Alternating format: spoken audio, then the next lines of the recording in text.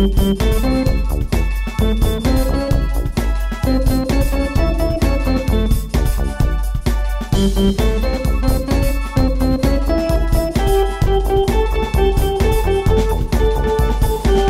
would seem as though. Oh, hi. Hi. Welcome to another week of It Would Seem As Though, the podcast where we talk about anything, everything, and nothing. Mostly nothing. And today, we have a topic that we're going to get to. We'll see. We'll see. I mean, who knows what we're going to talk about, all kinds of shit. Who knows? Yeah. But the thought is always that we're going to get to it. Mm-hmm. You know, and we sure try. Of course, recording this in our luxury studio here in downtown Burbank, California. Burbank? I don't want to be in the valley. It's just because the show, and I know probably only a few people who listen to this are old enough to remember Laugh-In. But Laugh-In was this very funny show in the 60s. It was very politically subversive and whatever. But there was is recorded in beautiful downtown Burbank. Ugh. There's, by the way, nothing lovely about downtown Burbank, California. No. So, Burbank's but really, gross. we were really recording in our state-of-the-art studio in lovely Lentz District, Portland. That's it. Powellhurst, girl. Powellhurst, that's right. Out in the middle of nowhere. Yeah, we're in the middle of nowhere. That's right. Just in Portland, but you're right. Nowhere. Nowhere, anywhere, everywhere. Everywhere. Yeah. How's your week been? A lot, girl. Let me tell you something. I have had the same schedule at work for the past 4+ years, right? And this last week, some bitch decided to go on vacation. Or last 2 weeks. I know. So the store manager was like, can you work an extra day? And I only work Friday through Monday every week.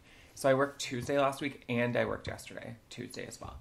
I want you to know that I can't do it. I was tapped out emotionally. I had no cares. I didn't give a fuck about anybody. I was annoyed. I was irritable. And now I'm sore. I was over it though. I don't want to do this anymore.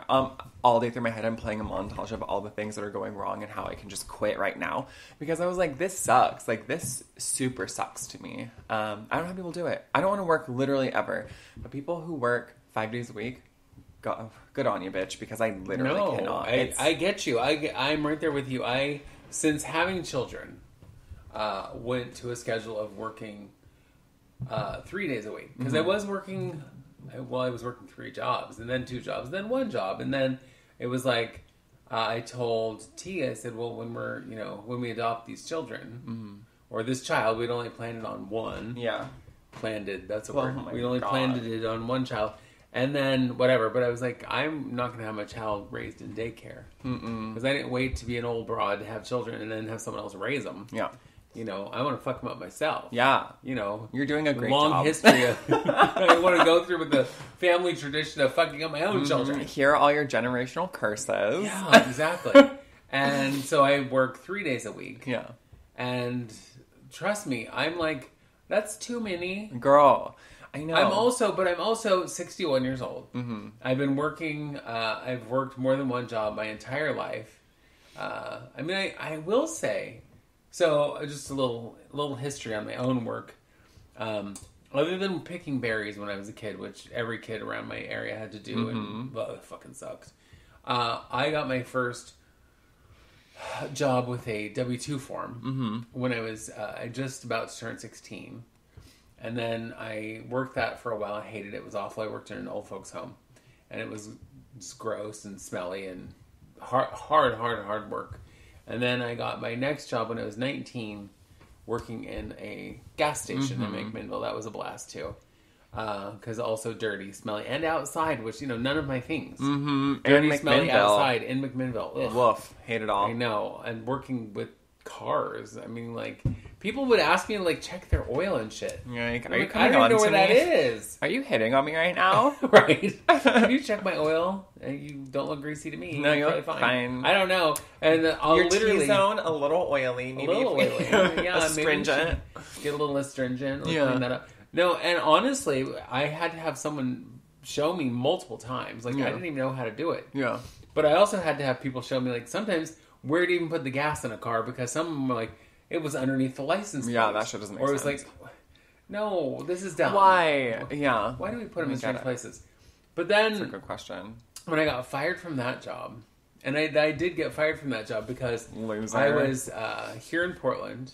The job was in McMinnville, and I got snowed in.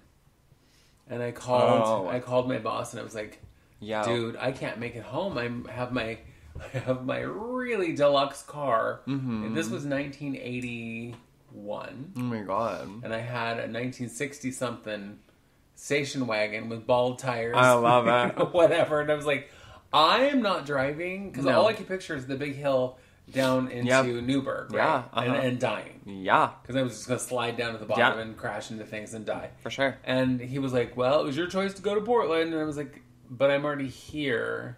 And I'm snowed in here. And he's like, well, if you don't make it to work, you're fired. That's so funny. Wow, that's dumb. That's literally So not I'm going to how risk my life for a minimum wage job at a gas station. At a gas station. Guess what? I didn't. So I got fired. Oh, no. But I didn't work at what I would call a real job for a little while after that. I collected unemployment and I worked I worked the minimum amount that I needed to work to pay my bills. Mm-hmm. I did house cleaning for a couple people. I did my odd jobs and stuff. And then once I started back at a regular job, it was always jobs I fucking hated. Yeah. And so, yeah, I'm like, I don't want to do any kind of job until I went to beauty school. And literally, I was, let's see, it was the year you were born, so 1989. I was 26, just about to turn 27. And I was working at this awful, awful factory. And I would cry every day about going to work. Yeah. Because I would get up and I would be in tears, just like, I don't want to go. This is the worst thing ever. And it was horrible. I mean, it was crippling, hard, heavy work, which I don't know how people do. Yeah. And so I was on my way home one day and I passed the beauty school and I was like, I have always wanted to do hair my whole life. So I went to the beauty school just to see, how expensive that would be and how hard it would be to do and blah, blah, blah. And they were like, oh, well, you want to fill out the forms and see if you can get loan approval, financial aid, whatever. And I was like, sure, I'll do that. Yeah. And I got approved. Girl. And so I was all, damn, I'm quitting my job and going to beauty school. Hell yeah. So it was then, after I was all approved and enrolled in school, that I told my husband I was quitting my job and going to school. Love that. Because, what you gonna, sorry, I'm already quit my job. God, sorry. Because I knew if I said, I want to do this, that would have never happened. No. I just had to do it. Yeah. I got it. And since then, I love my job. I love doing hair. Yeah. But I'm tired. Yeah. So I never go, oh God, I hate my job. No. Mm-hmm. It's like, I hate going to work. Yeah. Just because I don't want to leave the house. I don't want to do anything. Yeah. I am an old lazy cow and I want to stay home, watch movies. Yeah. Hang out with my babies. Do whatever, but I don't want to go to work. And I get that. I don't want to go to work either. And specifically working at Starbucks is it's not necessarily a lot. It doesn't have to be. But because I'm part of management and because I'm good at my job, I have to carry the team. Do you know what I mean? And especially, specifically, I transferred to the mall, and that team needs to be coddled and carried and kissed and babied and bottle fed. And it's just a lot. I'm on my feet the whole day, right? But I'm also running constantly. I'm running and lifting and making drinks and talking to customers. And this weekend alone was the last day of school for the whole state of Oregon. It was the first day of summer for them, and it was Father's Day weekend, and it was the fucking mall, right? And we weren't scheduled we were going to be busy. Oh, and Juneteenth was the 19th, so it's a holiday. So literally it was so fucking busy. And store manager, another supervisor out on vacation. So it literally leaves me and two other people who can be in charge. So people are calling out. This one girl called out with 25 minutes until her shift started. Oh, that's and I know bullshit. where she lives. So she should have been already on her way because she lives further away than we do. She lives on 39th and Division. So I'm like, how are you calling me 25 minutes when you should already be here? You know what I mean? Yeah. Just that bullshit constantly. And so it's just mentally taxing. Tips were stolen by some guy. Oh. Yeah, girl. So it's just it's mentally taxing. I don't want to deal with people. It's a lot. It's just a lot. And I don't know. I'm fine teaching people a job or helping or being in leadership, but I can't do everything. That's the worst part. And it's killing me. You know what I mean? I've been here at the store for 3 months and I'm I've been back at Starbucks for 5 years and these last 3 months have been the worst of it. Yeah. And I regret transferring to the store. I should have just, like, stepped down at my old store and just, like, finished school, you know, because that would have been much easier. But this is killing me softly. So, yeah, I'm sore, and I'm tired, and I'm irritated. But I have 9 days off, girl. I have 9 days off right now, which is pleasant. So I told my store manager, I was like, I'm going to take these 9 days and consider whether I'm coming back or not, because I hate it here. And she was like, please come back. And I'm like, we'll see. We'll see. We'll see, bitch. We'll see what happens. I don't know. Listen, you're not making it real appealing for me to stay. No. And so you're also not doing what you need to do to make it good for everyone who's there. Right. And that's the part of this I don't get. I get that everyone's understaffed. I get that. But the staff you do have, you should be taken care of. Uh-huh. So that you don't lose them too. Well, and I know that we've talked about this many times, that the turnover rate at Starbucks is phenomenal. My old store was like over 100%, which means that every employee quit within the, like, other than like supervisors and management, every employee quit, which is crazy. Where I'm at now, they don't have a turnover problem. They just have like a barista problem. Like they weren't trained well enough. They don't know how to do their job. They don't know standards. They don't know how to do any of it. And I have two issues. Sense of urgency. Go fucking faster. And spatial awareness. Know where you are in conjunction to literally everybody else, you know? None of these kids have that. And I'm like the elderly there. You know what I mean? Yeah. I'm like 34 and old. They're all 18, 19, 21 and dumb. And like, I love them all. They're so great, but they're stupid. You know what I mean? And that's great. But I, again, can't be your trainer and your manager and do all the things. So I get that though. I've worked over the many, many years that I've worked with people who have no sense of urgency. Oh, that shit drives me crazy. And the couple of things that will always drive me crazy is if you have no sense of urgency and no sense of punctuality. Oh yeah. Like, I worked with a man, so when I worked for Perfect Look, which is a local hair chain, whatever, one of the mall kind of chain stores for hair, I worked with this one guy who, showed up when he felt like it. Mm-hmm. So his shift starts at 10. He might have been there at 10. He might have been there at 10:05. He might have been there at 10:15. And then he would do a couple haircuts, and then he'd have to go out for 10 minutes and smoke. Mm-hmm. And the way that it works is you do people as they come in. You don't make appointments. And so there could be times where there's like a whole bench full of people lined up waiting to get a haircut. Well, he's outside, taking his sweet time smoking probably 2-3 cigarettes, because I don't know, isn't one cigarette about 5 minutes? Sure. I know. Approximately. Yeah. And it's like, where the fuck? Yeah. And I wasn't even the manager, and I'm thinking, why aren't you in here working? Why am I in here doing 3 haircuts to your one? Yeah. And, working my ass off. Granted, I made more money than he did. Yeah. Like, right through the door, made more money than he did, because I do have a sense of urgency. And it's like, I see all these people waiting. It's one of those things for me, when I see people waiting, I'm like, I can't just, like, oh, yeah, I'm going to go take this break, or I'm going to go do whatever. It's also how I feel when I'm in a restaurant, and I'm sitting there, and I've finished my meal.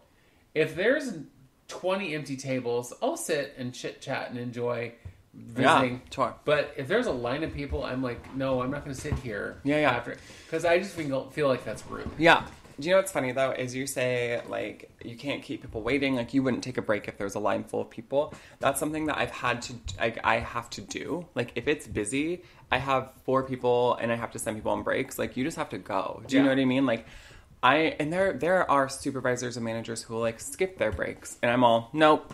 No, ma'am, I'm not doing that. I am legally entitled to that. Yeah. If you don't give it to me, it's illegal. If I, opt to not take it, fine. But I always am like, no, you need to send me on my break right now. That was the thing, though, about working for Perfect Look, is it is written into all of the stuff that it is, breaks are taken, breaks are supposed to be taken, but they're also, as the industry, kind of standard, which is, you get a break when you get a break. And it's like, there is not a standard. It's, you've been here 2 hours. You take a 15-minute break. No, it was like, we have a slow moment right now. You can go take a break. Yeah. And there were days where there were no slow moments. And I'm I'm going to die. Yep. No thanks. So, I'm so glad that now, being, a business owner, I can do whatever the fuck I want. Yeah. But I also, like, if I don't have people on the books, I don't go to work. Yeah. If I, like Monday, I had, I think, 3 people on my books. But it was like, when I'm done, I'm done. I leave. As soon as I have finished the people who are... I don't do walk-ins anymore. Yeah. And it's like, no, you have to book an appointment with me. And it sounds bougie, but it's not. I just... I don't want to have a stranger come in and go, I need a haircut. Good for you. Go see Debbie. Yeah. Bye. I gotta go. Girl, I don't have time. Yeah. Well, I mean, so I'm, on top of that, on top of working, then I also have all these, like, these trainings and state stuff to do for what I'm doing with Grace, right? So I have so many hours of training I have to do a year, and I have to, like, opt out or enroll in their benefits, and it's all on a time crunch, right? Everything's due Sunday. Right. I'm still in a class right now, which is social statistics, which makes me want to cry and shoot people. It makes me feel a little homicidal. Sure. But it's also the last week of that. You know what I mean? So I'm like, there's just so many things that are like, crunch time, bitch. Like, we got to get it done today. And I was just stuck at Starbucks. And then when I get home, I'm like, no. This whole last weekend, I didn't do homework. I didn't do anything because I said, I fucking can't. Like, I am so tired. I'm so sore. Like, mentally, I'm tapped out. And then I would just do poor homework. Do you know what I mean? I would just not retain anything. So now that we're out of that bullshit and I have a little vacation, I'm going to obviously get my shit done. But girl, I don't want to do this. I can't wait to graduate so I don't have to fucking do this shit. Right. And I keep telling you, like, the moment I can quit is the moment I'm quitting. Where it's like, oh, your fall semester started, the semester's paid for, bye, I'm quitting. You know what I mean? I'm done because I can't. I can't. It's just too much. When did that happen? August 17th. Wow. I know, girl, 2 months away. And then I can start fall semester and quit and then graduate. Yeah. Which is Sounds fine like a plan. with me. Well, considering, and it's so much easier now, it's easier to make that decision since I do this thing with Grace. You know what I mean? Because I already essentially have a second job that I make essentially the same money at. They pay me more, actually, doing the thing with Grace. But, like, it's not going to be like, oh, I'm just unemployed, you know? So that's really nice. Yeah. But girl, I'm a little tapped out. And for those of you who don't know, she's working with her little sister, being kind of like a helper, doing all the things. We're learning things. We're going grocery shopping. We're making dinners. We're learning all the things that she sometimes has an opportunity to learn. So it's been fun. We went to Rose Festival, which was not fun to me, but it was fun for them. We're having a sleepover tomorrow, going to Bullwinkle's on Friday. Like, girl, we're living the life. Nice. Yeah, nice. It's fun. It's good times. Sounds like good times. She's nuts, and I love it. She is the weirdest person I've ever met, and I want you to know that Gavin and I talk about it all the time because she's just so fucking weird, and I think it's so funny. Just everything she says, and none of it makes sense half the time. Like the time she asked me, "Would you want to like fart rainbows or poop metal?" Like, what the fuck are you talking about? Like, nobody wants to do any of that. Would you rather? I know, she's so weird. She loves that game, and it's like, I don't want to do anything. As a grown person, I don't have to have bees up my nose or or a wasp in my ear or whatever the thing is. And it's always awful things to do. Would you rather have no face or what? I'm going to go ahead and keep my face. Thanks. I know. I'm like, who thought of this game and who thought of all those heinous questions? Dumb, and they're so stupid, right? Stupid. So dumb. Would you like $1 million or be punched 20 times? Now, one of them that actually I thought was interesting and was thought-provoking, and if it was a thought-provoking thing, I'd be like, oh, I'm all about it. Yeah. One of them was, would you rather have had, like, it was X amount of millions of dollars paid to you over time when you were 30, or have a chunk of money paid to you, like, now, when you're 60? Well, of course, the question is said when you're 60. Well, I am. So it's like, I'd rather have that chunk of money now. Thank you. Yeah. I'll take a chunk of money. Anybody listening, you want to send me a chunk of money? I'll take it. Yeah. I'm not proud. I'll take your chunk of money. See, if it wasn't the lottery where it makes more sense to take it all or whatever, I would be like, who's sending me money every month? Because, bitch, I'm into it. Yeah. If I don't have to work, girl. I always say this because ever since I was a kid, whenever I watch TV shows or movies or whatever, where someone's like trying to give someone else money, I can't possibly take your money. I'm like, why the fuck not? No, that's so stupid. I'm sorry, if you hand me a bundle of cash, I'm not going to be like, no, I can't. I'd be like, thanks. Yeah. Bye. I didn't sign anything and there were no strings attached. I have a pile of money. Bye. I'm good. Those people were obviously not raised poor. Do you know what I mean? Someone's waving money in my face, thank you so much. Yeah, I'll take your cash. Bye, bitch. I don't care. Yeah. Speaking of cash, oh God. So I have a show this weekend, as you know. Yes. Sunday. And I'll be there. I have a sold out show. Yes, ma'am. It's a one woman show, so it's not like I can even have Have a stunt double. Stunt double. I know. I asked my girl Vivica. I was like, "Hey, can you just be my understudy? Go on, paint like me. They won't be any wiser." Mm-hmm. No, it's like they'll just go, "Oh, it's Batgirl. Must be her." Mm-hmm. You know, easy, girl. Right? They don't know. I love it. No, I mean, never mind that we look nothing alike, It's and fine. she's probably 2 decades younger than me. I And don't know she's how like Latinx, but it's Yeah, fine. Blah, blah, blah, blah. She can paint white. You know, whatever. She'll have to make her eyes much smaller. She's gonna look like a geisha bitch. She's gonna be like but- white face, like.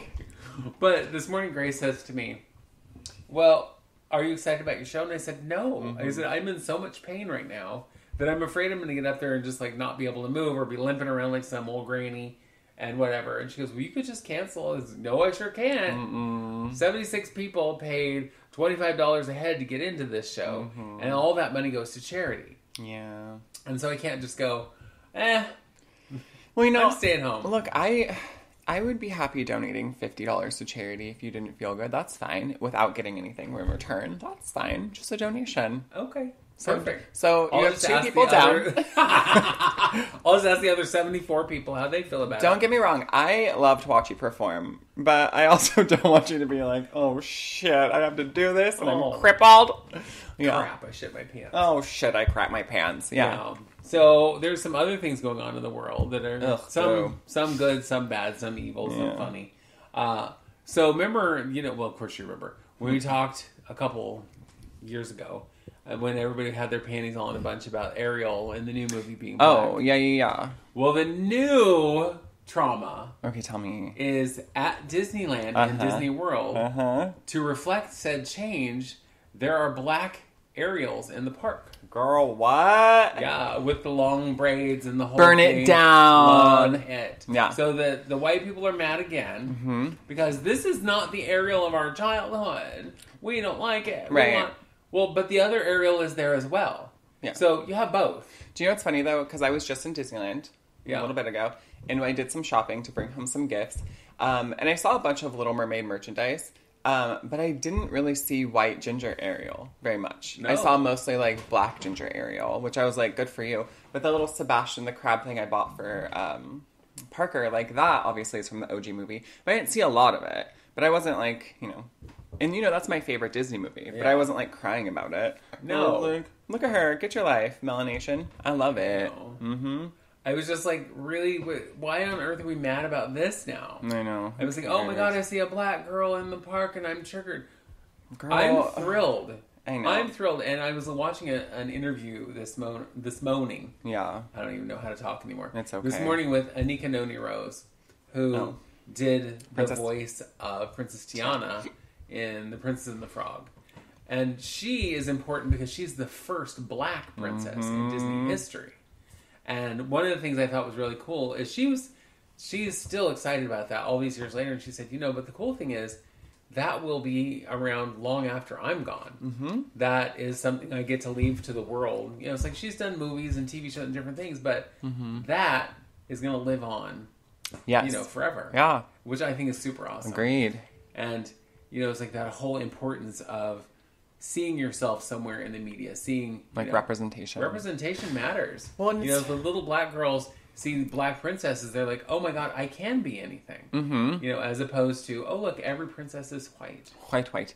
And and that ties into another thing that's happening in the world is just, I feel like so many people have the wrong idea of what, like, inclusion and diversity is. People are looking at it as, like, it's a bad thing. And not everybody. I think, obviously, like, the right and Christian nationalists and neo-Nazis and all of that.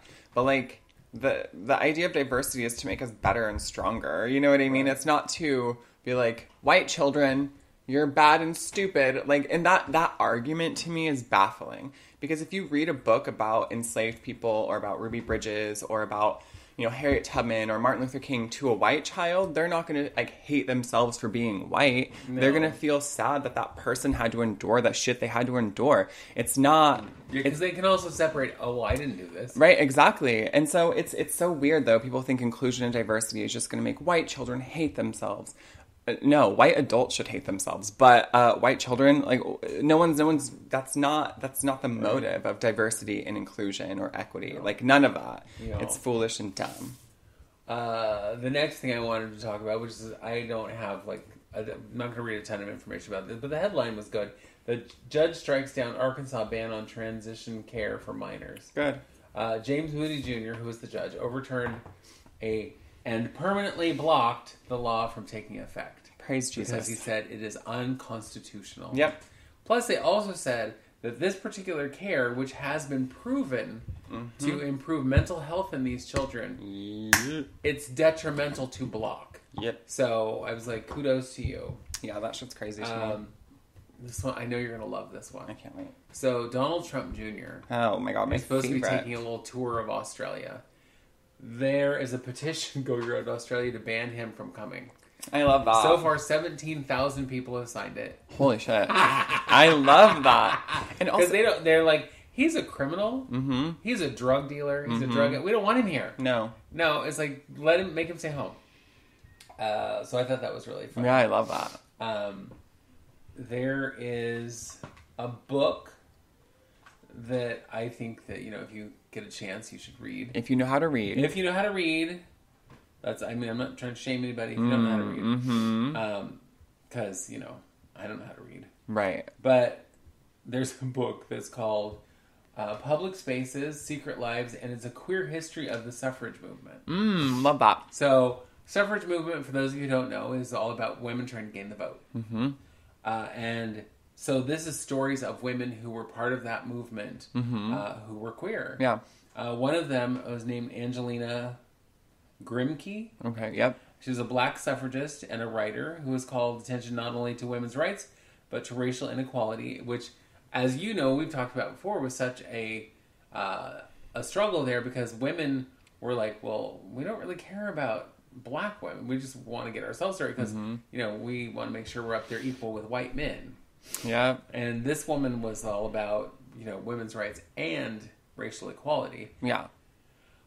And she's actually most well known as a writer, a poet whose work is emblematic of the Harlem Renaissance, but less well known for the fact that most of her poetry that was never published because it was queer stuff. Yeah. So good for you, Angelina Grimke. I love that. But I was just reading a thing about that book, and I was like, that sounds really fascinating. Because you don't think about a lot with kind of that movement and also queer movement at the same time. Yeah. The other thing I wanted to mention, and then we'll get on to our topic, is that on HBO, starting today, is a documentary called The Stroll. Have you heard of this? It's about trans sex workers in New York. Okay. Oh. In what is now a very trendy area of town, which is the meatpacking district. Oh, okay. Because it was a much less popular area. It was more kind of run down, and then it, like everything else, became gentrified and became like very, very expensive houses and apartments and whatever. Yeah. But it's all about the women who, mostly women, I guess there were some men, but it's mostly women who worked the stroll. Because at that time, and I'm guessing this is mostly like during the 80s. That would be my assumption. Nobody was would hire trans women. Right. And so most of these trans women are women of color. And it's about kind of the things that they faced, whether that be the dangers of police action, the dangers of crazy customers, or, Johns, and whatever. And so one of the people who it focuses on, her name is Egypt LaBeija, who's from the House of LaBeija, one of the famous houses in the ballroom scene. So, yeah. Yeah, that's exciting. And so I think I'm going to watch that definitely before we talk next on here, because it just seems like a really cool topic. I'm into it. Something I can learn a lot about because I know a little bit about it. Sure. There was, I can't remember what we called it though. There was a strip here in Portland downtown where there was a lot of sex workers, queer and straight. Yeah. And a few trans, but mostly young queer men and women. Yeah. So, I find it kind of an interesting topic. Yeah. I also find it interesting how it is such a taboo kind of thing. Yeah. People think about sex work still to this day, and it's like, oh God, oh, gross, whatever. And it's like, listen, a lot of people that they didn't really have an option. And the fact that they could make a living with just using what is theirs. Yeah, girl. It's your body. Well, and here's the thing. Sex work is older than being a doctor. Yeah. Sex work's older than being a priest. Which is why they still refer to it as the oldest profession. Yeah, girl. Sex work's older than the Bible, so fight me. Sex work has been around since, like, the dawn of humanity. Yeah. So, shut the fuck up. And other than it being dangerous, Yeah. you know, it's like certainly not shameful. It's a perfectly legitimate career. Yeah. I mean, I don't think it's a career you can do for your whole life. No. But, you know, hopefully you're smart and save some money and do Sure. some things. But, you know, it is a career a lot of people, men and women, Yeah. have done. So, whatever. Sex work is work. Sex work is work. And girl, it's not easy work. No. Ugh. God, no. Blech. I couldn't No, imagine. no, me I either. could imagine. Well, I could maybe 40 years ago imagine. Yeah. But the idea really of just having to deal with all those people, no thanks. Mm-hmm. No thanks. And who likes men anymore? Do you know what I mean? Who likes men? I like the one that I'm married to. Let me tell you something. The fact that That's about it. I'm attracted to men proves that sexuality is not a choice. You know what I mean? Because I also fucking hate men. You know what I mean? Yeah. So that's where I'm going with You've that. got a good one. Yeah. But I mean, Yeah. there's I get very it. few good men. I certainly have not Not met all very men. many, not many who would prove that point wrong. I agreed. I know. I always tell people there's two men that I like: my father and my boy. That's it. My man. That's it. Everyone else, your son, but he's not a man, and that boy gets on my nerves. So he's not even my top 5. Yeah, he has his days. Oh, Yeah, mhm. I'll tell you what. I'll tell you I'll what. tell you what. Yeah. Yeah. So today, now on to our actual topic. Oh my and we God. have lots of time to discuss it Love that. because we only did a half an hour on random things. Love. As opposed to 50 minutes. Your or weekly whatever, update. My weekly update on the world. So our topic this week is insecurities. Mm-hmm. Now, of course, neither of us know anything about that, so we had No. to do lots of research because we've never had any. I've literally never been insecure about anything. No. Mhm. No. Same. Yeah. Well, it's funny because last night I was talking about, because I was talking about my show this weekend and how I'm very, stressed out and nervous because of my knee. Because Yeah.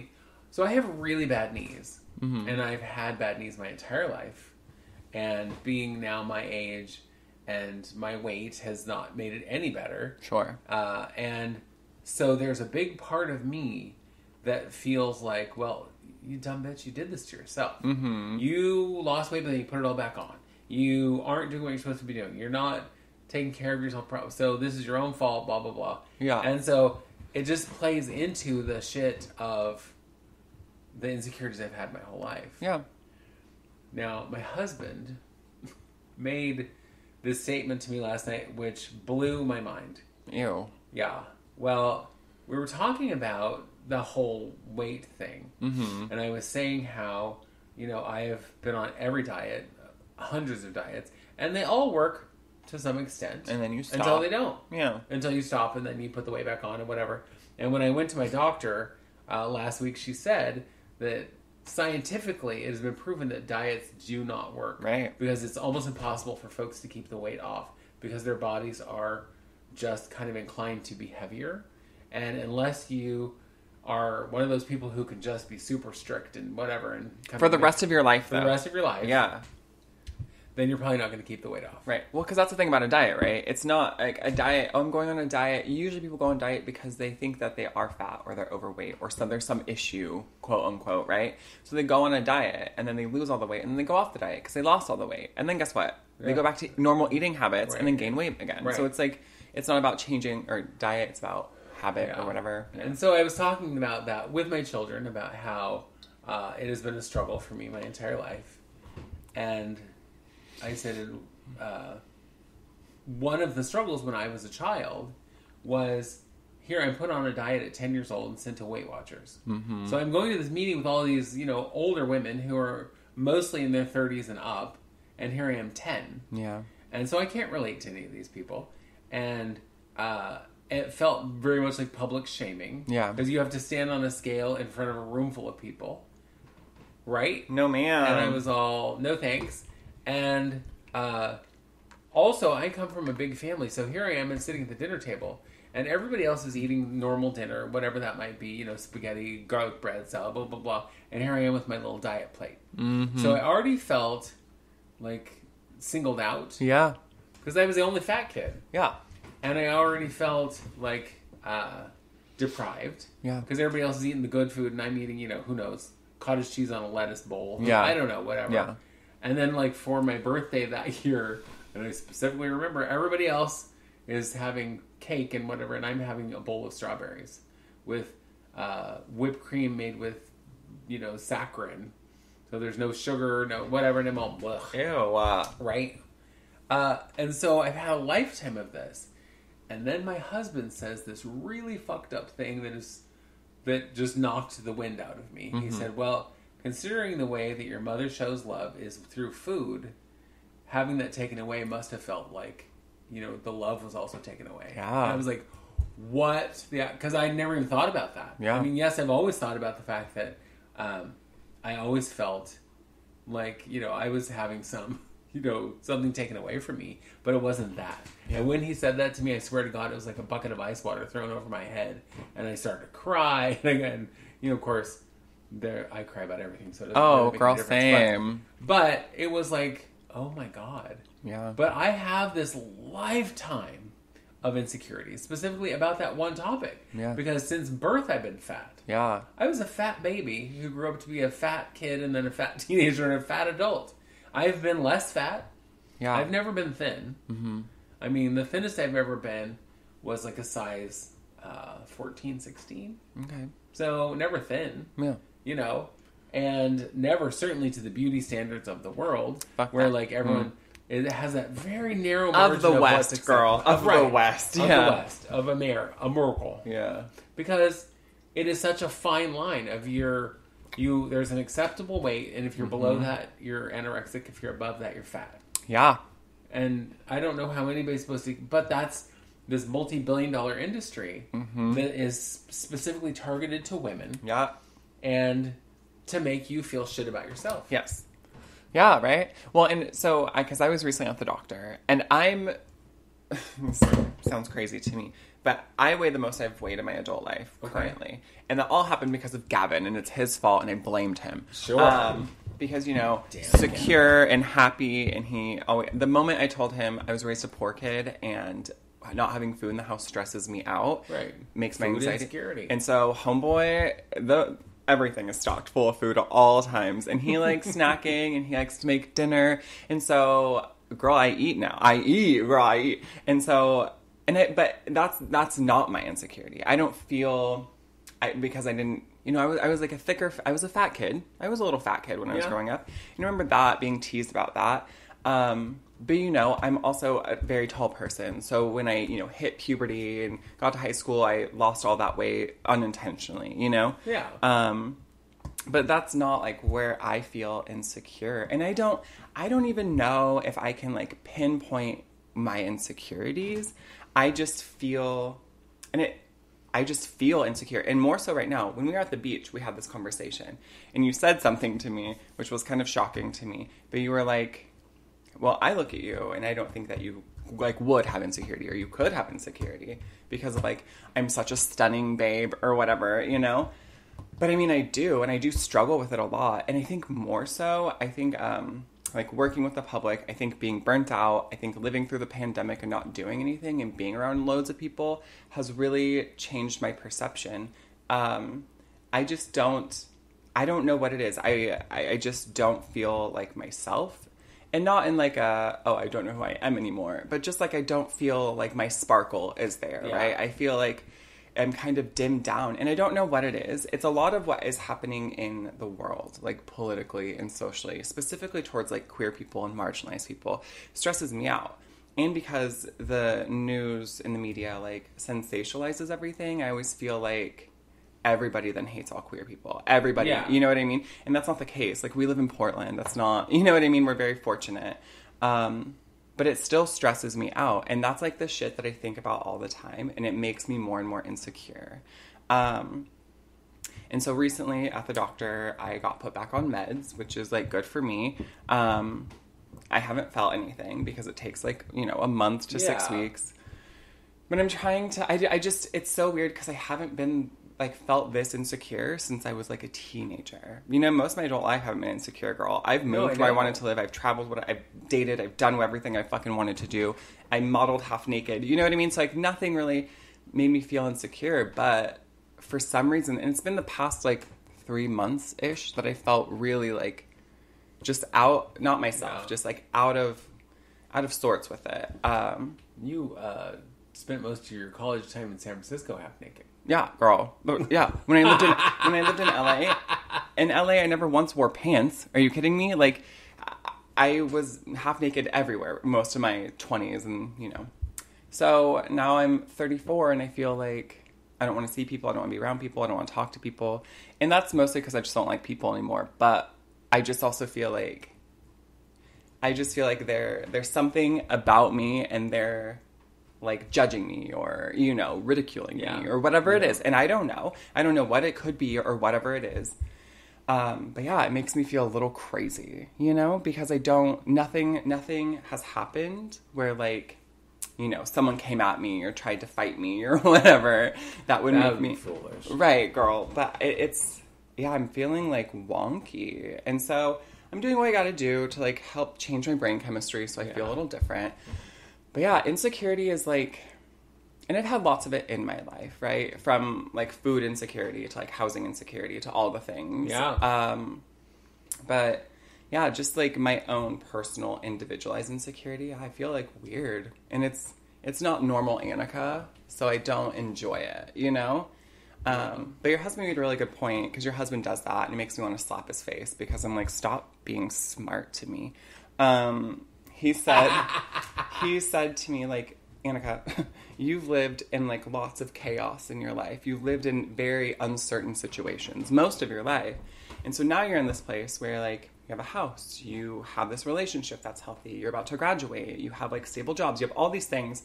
You went to therapy, you have all these things that are like getting you back into being, or for the first time ever, being like a full human, where you have everything you need, your cup runneth over, all these things, but your brain doesn't know how to process all of that because you're so used to chaos. And so this is me, and he's like, think that you're feeling insecure because that makes you feel a little chaotic, and that's your normalcy. You know how to deal with chaos. If shit hits the fan when you're feeling chaotic, so what? You've dealt with that before. But what happens when you actually embrace all the good and all the happiness and all the things that are actually have changed for the better? What happens when you embrace that and then shit hits the fan? You know what I mean? Like, you let your guard down. You're vulnerable, right? And I think that, you're right. You're so right. And it's irritating. So don't be right anymore. Could you like stop being right? It's really frustrating to me. But yeah, so he's right. It's a whole combination of social shit tied to like my own personal story of never having security in any way, shape, or form. So and all of the security is financial security. All of that. And I get it, because you've been in up until recently, been in relationships that didn't feel secure. Right. You've been in jobs, God knows, that didn't feel secure. You've been in housing situations that weren't secure. All the things. Yeah. And so now that you have none of that. Yeah. I'm sure it does feel weird, and I'm sure it's like one of those like, but any second something's going to happen. The bottom's going to fall out. Something has to happen, right? Yeah. Which I know, because we talked about this with your relationship, about how you're waiting for the other shoe to drop. Sure. You're waiting for any moment him to go, it was all just a big joke. I never liked you anyhow. I'm not there. Or whatever, which we know is not going to happen, because he's a really great guy. Yeah. But I get that. Yeah. Because I had never been in a healthy relationship. And then when I met T, I was 40. And everything was like smooth, and he was great, and he loved me, and he, it's like, wait, what? Stop it. I didn't really know how to process that, because I'm like, this isn't what I'm used to. Right. I'm not used to being in a relationship where I know for a fact you're not going to cheat on me. Oh, yeah. I know that you're not going to do anything intentionally to hurt me ever. I know all of these things. And it was like, what, how, who, what, how, and it took me a long time to build up security. And then, you know, just little shit happens where you're like, oh, wait something bad. And it's all in your head as a rule, but it's like some random thing will get thrown in your path. Yeah. And it makes you go, oh, here it is. Here's the terrible thing that's going to happen. It's like, no, this is just a little temporary roadblock. Yeah. And all you have to do is walk around it. That's It's not the end of the world. It's not the end of your relationship. It's not, you know, it's like, calm down. Yeah. But it triggers that shit that you have so programmed into your brain that you even forget it's there. And it's like, oh, you again. Yep. I kind of forgot you were there. You know, and I know for me, like, I know part of what led to my eating disorders was food insecurity growing up. You know, because growing up, we had times where we might not have power. We might not have water. We might not have food. I mean, my mother said the other day, she goes, well, you never went without, did you? Well, yeah. I mean, we never starved. Yeah. But sometimes we didn't have healthy food. I mean, literally, I joke about this, but, you know, it's like, she would make biscuits and gravy, because to make that, you really need water, flour, salt, lard, whatever. And if we had money, there was meat in the gravy. Yeah. And if we didn't, there was not. Yeah. You know, it was just flour and salt and some flavoring and seasoning and whatever. That was kind of common. That was a long time of my growing up years. And because my stepfather would just randomly leave. Yeah. And it would be like, well, my mother didn't work outside the home because she had 6 kids. Right. So there was no money coming in. If we didn't have neighbors who... we had a neighbor who was a truck driver who... food would mysteriously fall off his truck. Oh my God, I love that. You know, and then of course there was the boxes of government food where you get the cheese and the random shit. I still love that cheese. Yeah, government cheese. Government cheese. Good stuff. You know, but it was like, that led to it. And I remember as a kid, like if I was at a friend's house and they'd be like, oh, we're going to eat. Do you want to eat with us? I'd be like, sure, of course. And then I'd go home and there'd be like more food. And I was like, well... I may not get food tomorrow. I better eat double today. Yeah. Which, of course, led to so much shit. Yeah. But, you know, it's amazing to me how each piece of it touches something else. Yeah. You know, and because then the being overweight creates all the other insecurities of like, well, I'm not good enough because everybody tells me so. I'm not fast enough, smart, whatever it is, you know, because kids are horrible. Yeah. Kids are cruel, and I think maybe that's changing a little. Yeah. With, you know, because now there is that whole body positivity movement. And I do think some of that is slowly trickling down to younger people. Well, I also think younger people are smarter than we are, girl. I think that they are more socially aware. I think that they are all about diversity and inclusion. Like, I think that there are so many young kids who, like, so much of this is a non-issue. All the things that we were taught as problems or things as, like, differences, like race and size and religion and sexuality. Kids are being raised to think very differently now. And they're the kids who I want to be in their future. Do you know what I mean? Because they're the ones who are going to run this bullshit country and hopefully turn some shit around. But it is different. It's interesting to me that the younger generations are just so much smarter and, like, just aware.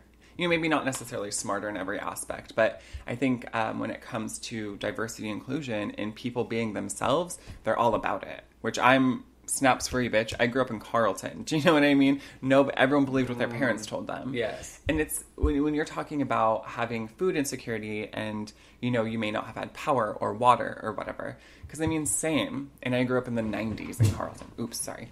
And grandma's house, your mom, was my saving grace because she always had food because she's the one who fed us. She's the one, like, we sat at a dinner table and ate together. Like, we had structure and whatever. But all of the very same things of, like, when I was at, like, my biological father's house and my stepmother's house, it was a hovel. It was dirty. We didn't have food or water. We didn't have a washer or dryer. We didn't have garbage service, you know, like, all of the things. And not all the time, but most of the time we would be out of something. And, you know, grandma making, like, biscuits and gravy, maybe with meat, maybe without. Like, my biological father and my stepmother wouldn't even do that. You remember, I've told you this, eating, like, sweet expired corn out of a can. You know what I mean? So gross. So, yeah, you know, and and I mean, mine was, the one thing I'll say about your mother, especially raising you as children, is that at least her intentions were good. Oh, yeah. You know? But that only goes so far, right? Like, as a child, you need, especially when you're in formative years, like, you need way more than just good intentions. You know what I mean? Because, again, we know now as adults and being woke that, like, your intention is great, but your impact is what matters. And so I think her impact was not so great, especially with, like, sending you to Weight Watchers at 10 and putting you on a diet and on your birthday feeding you strawberries instead of cake with everyone else. You know what I mean? Like, all of the things, like, yes, if she was concerned that maybe there was some eating issue, but, like, all of the time, you know what I mean? Like, not to, like, here's a treat, or, you know what I mean? There's other ways to deal. And the other thing is, of course, learning from her. I mean, she already had an eating disorder. She's had an eating disorder my whole life. Mm-hmm. She's anorexic, you know, and, you know, we went through those periods where she was, like, so skinny. She looked like she'd just gotten out of concentration camp. And she looked terrible. And she was so bitchy and whatever because she wasn't getting any protein. Nope. You know, and she wasn't getting enough nutrition, and it was terrible. But, yeah, I mean, it's like the insecurities just go on and on. And I think for me, also, part of the stuff that lives in me forever is, you know, when I started school, I was the little fat kid. Mm-hmm. People were brutal. Mm-hmm. My own siblings were brutal. Mm-hmm. So yeah, of course. I literally was bullied every day for 12 years of school. Mm-hmm. You know, and so I hated school. I was good at school. I wasn't good at the social aspect. Yeah. But I also developed some really kind of weird things. Like, I never felt like I was welcome in any of the, like, social circles. Mm-hmm. Unless they specifically said, hey, you know, come hang out with us, come be our friend. So I, to this day, have a big struggle just, like, schmoozing at a party. I won't go up to a group of people and just go, like, hey, I'm Best Hour, blah, blah, blah. Nope. Mm-hmm. Because I'm back to that grade school kid who they're going to go, oh, we don't want to talk to you, fatty. That is so funny to me to think that you have that social issue when it comes to people at a party, just because I know you and being... I mean, obviously things have changed. Again, pandemic and social stuff. Like, you're not as extroverted as you used to be. No. But, like, I've been to events with you and parties with you before where you are Miss Chatty. You know what I mean? But it's probably people you know, or the queer community, or, like, that's different. And I get that. But it's an interesting thing to think about that from you, you know? Mm-hmm. I know, but it's like, you've been to parties also with me where we find a spot in a room and sit in a little space, and if people want to talk, they have to come find us, girl. And then they do, and then they chat with us, and that's all great, and I love that. Mm-hmm. And if it's a party of a bunch of people I know, different, no trouble. Yeah. I am very social and whatever, and I love that. And especially if it's a group of queer people. Oh, yeah. And then it's like, oh, these are my people. Yeah. It's all good. Easy peasy. Mm-hmm. Yeah, but if it's like a group of strangers, like when I would go to parties, specifically at like Rich and Terry's house, it was such an eclectic group that I would not know most of them. Yeah. I would know, of course, the people throwing the party and their family and a couple of their friends that I had known forever. But there would always be lots of people there I didn't know, and I'm like, I don't know who you are, how you're gonna react or anything. Yeah. And I remember, oh my god, this one guy. He was at one of the last party I think that I went to.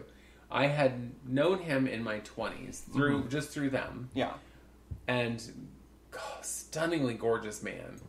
And then I think he had a car accident that fucked up his face. Yeah, that happens. I want to say that's what it was. Doesn't matter. But he had. It matters to him. It doesn't matter for this story.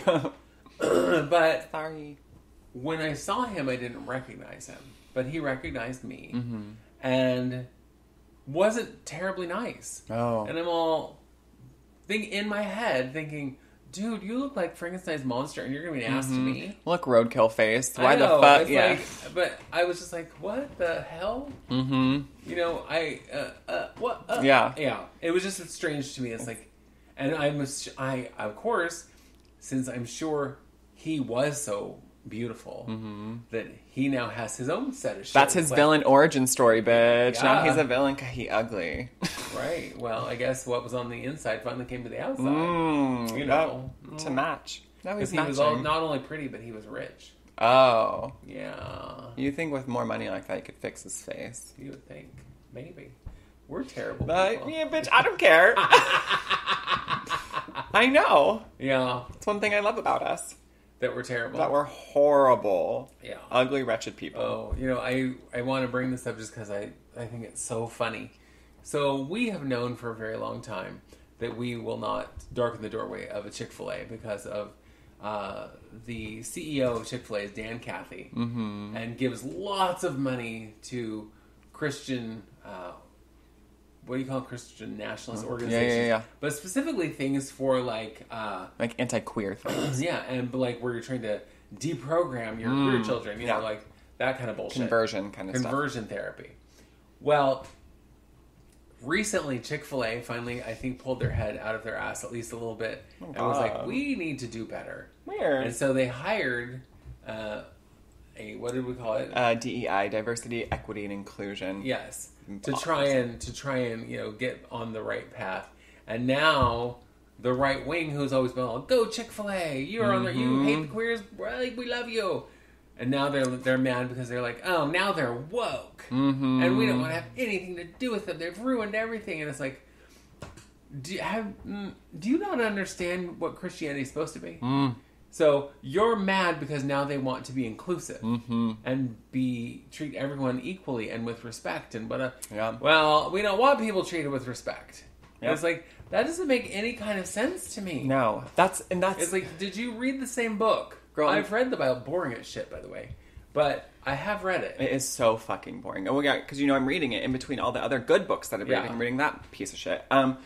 But that is how you know. That is like my litmus test for people is like, how do you feel about diversity and inclusion? You know, and if people go off the fucking handle about how they hate it, then they know that they're a shit fucking human, right? Yeah. Like, why do you feel so bent out of shape that we are including other people or representing people that don't look or act like you? Like, that is the weirdest fucking flex ever. Because you're white, that is the weakest argument. Being white doesn't make you superior to literally anything. No. Bitch, like, that is so absolutely strange to me that people are like, oh, you want to show other representation? How dare you? Like, get a life. Like, maybe do something interesting so people give a shit about you. But your little pasty-ass skin, no one cares about anymore. It doesn't give you any... It does give you an advantage. But socially, people are learning that it shouldn't.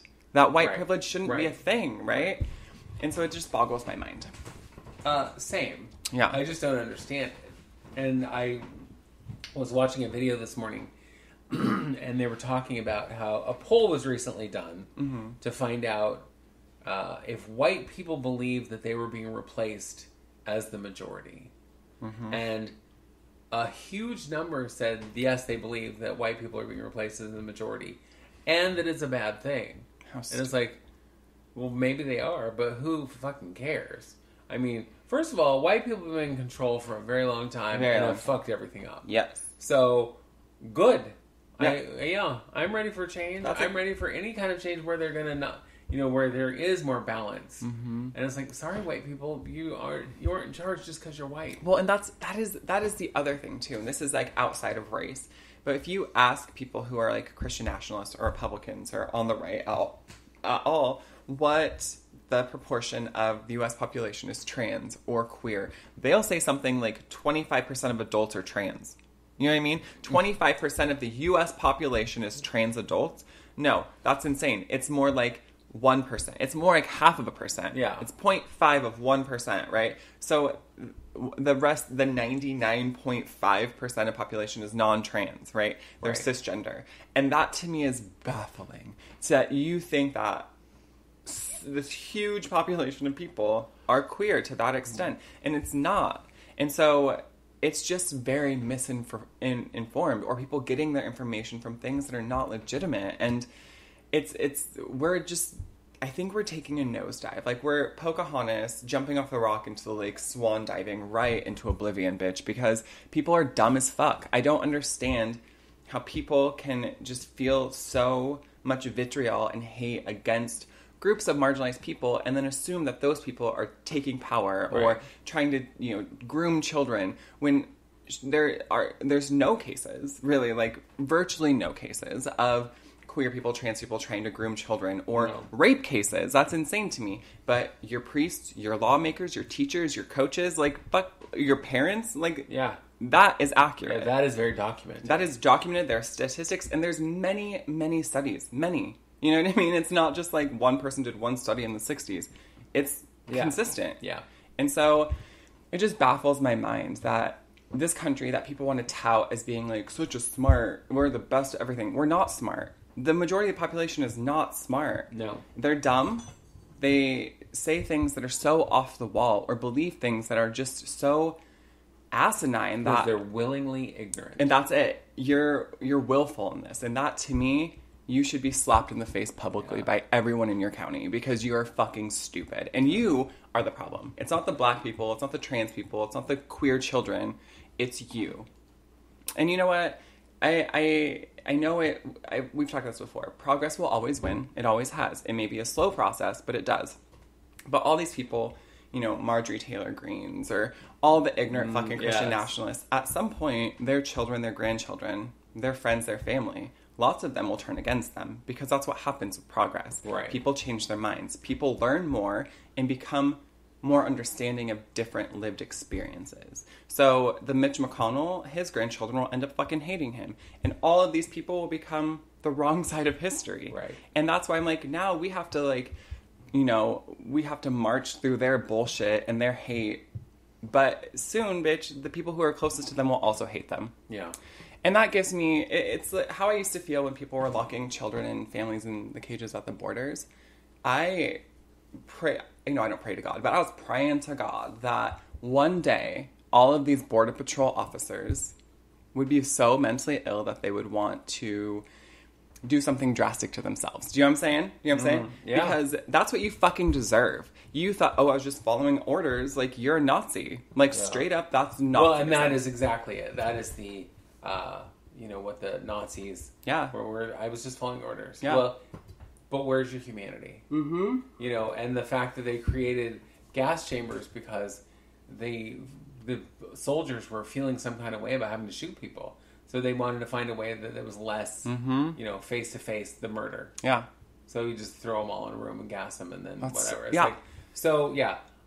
I realize we've gotten off topic, but that's what we do because tangents are topics. Yes, ma'am. But we've also come to the end of our, Oh my God. of our time here Now today. it's time to say goodbye to all our 3 listeners.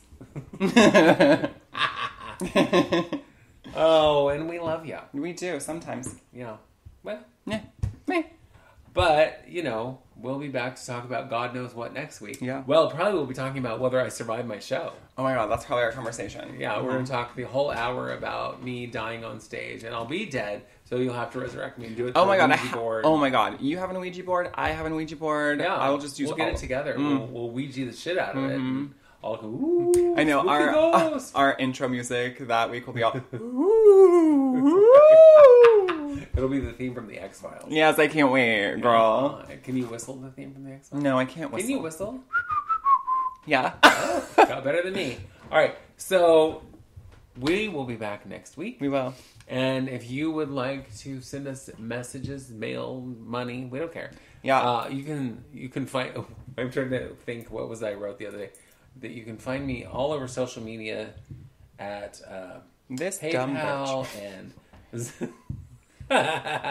You want to send me money? Google Pay, Venmo, Cash App. Well, it's funny because Zelle. somebody asked me yesterday, "Do you have?" I was like, "Yeah, I have PayPal, Venmo, Cash App, Zelle. I have them all." What, girl, what you want? Send me the money. Yeah, same. So PayPal me at Patio Dora, Venmo Patio Dora, Cash App Patio Dora 33. You want to send us money? Send me money. Yeah, girl. I'm all good about it. I'll take anybody's money. I don't care. The fees have gotten so expensive to keep running this. So, I know. Oh, God, Lord. we can barely do it. I know. But send us a message at itwouldseemasthough@gmail.com. And we'll talk to you next week. All right, bye. Bye. It would seem as though.